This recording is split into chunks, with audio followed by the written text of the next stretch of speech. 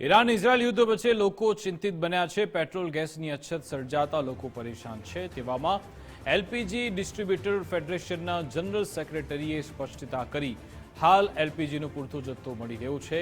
લોકોએ પેનિક થવાની કોઈ જરૂર નથી। પેનિક થઈ લોકો ગેસ માટે લાઈન લગાવી રહ્યા છે। પેનિક બુકિંગથી સર્વર ડાઉનની સમસ્યા પણ સર્જાઈ છે।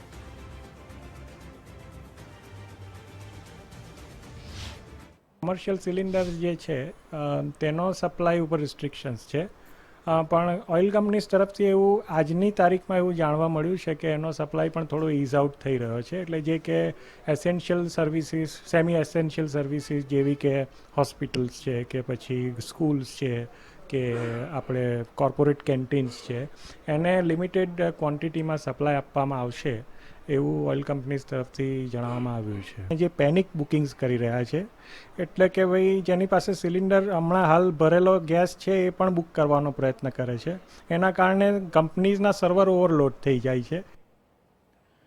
તો ઈરાન ઇઝરાયલ યુદ્ધ વચ્ચેની જે પરિસ્થિતિ છે તેની વચ્ચે લોકોએ પેનિક થવાની જરૂર નથી તેવી અપીલ સતત કરવામાં આવી રહી છે।